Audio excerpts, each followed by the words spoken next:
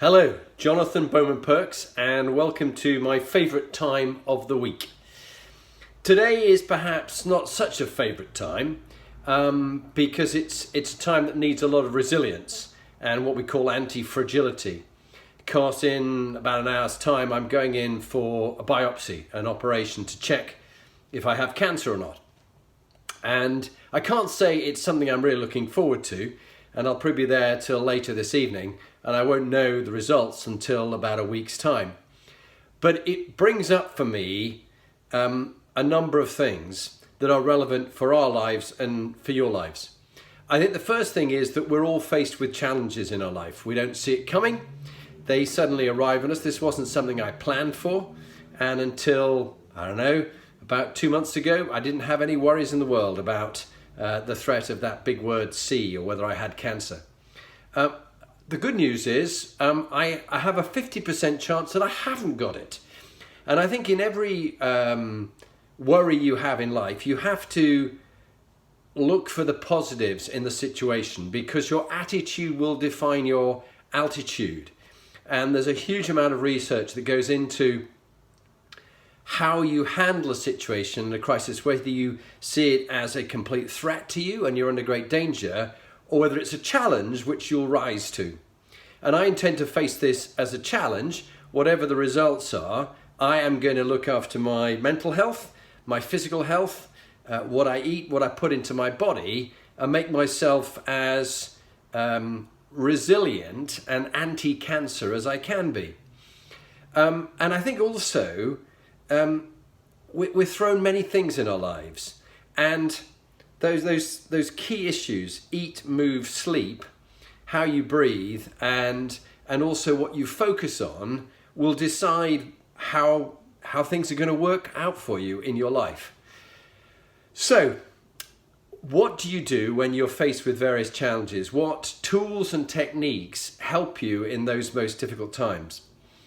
Personally, I found support from clearly my wife Leigh, who is hugely supportive, my daughters, my stepchildren, and also close friends and family who know. They're hugely supportive, and you know who your friends are when you have moments like this, who stands by you and who just brushes it off and really isn't very interested.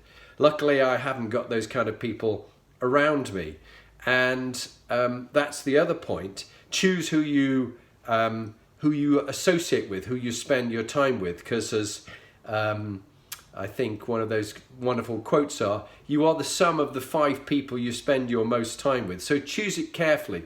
People who add love and life and happiness to you. And the other thing is a great amount of mindfulness and meditation has been very helpful. I've actually found myself quite calm, and I find that through the Headspace app, which I recommend to you. I've been using that. If I'm awake at night and concerning myself, I just go into a meditative state, go through a series of exercises and my breathing, and look after it. I've also found, I mentioned to you before, this Whoop strap that I have started to use, and Leigh uses as well. Gives me a lot of data about my heart rate variance, about my heart rate, how well I've slept, my recovery, and therefore I know how to look after myself if I'm hitting a low point and in need of recovery and taking life easy. I found in the build-up to this biopsy operation that I've been keeping my fitness and my health, and also what I've been eating. I've been drinking a lot of green tea and just eating really good food. And I think keeping fit and keeping positive is very important. And the final thought is I've just signed up recently with Brian Johnson on his Optimize coaching program. It's a great program, and I'm learning lots of tools and techniques of things that appeal to me on practical philosopher's notes, things I can pass on to you that I've learned from Brian's reading about great books, including the one that he recommends called Anti-Cancer by David Sivan-Shriver. Anti-Cancer, really great book, and a couple of other people recommended that to me, including Mike Still, who I have a lot of respect for, because Mike has been through the process I'm going through now, and he's fighting and keeping healthy against the dangers of cancer that he has in his body. And the final point to make is, by signing up, to the triathlon, which I've got on the 7th of April, it's really good to have a focus on something which isn't about you, poor me, victim me, what's happened to me. I'm actually doing something for other people. So I'm raising money for the Inspiring Leadership Trust and for vulnerable girls who have a far greater need than I do.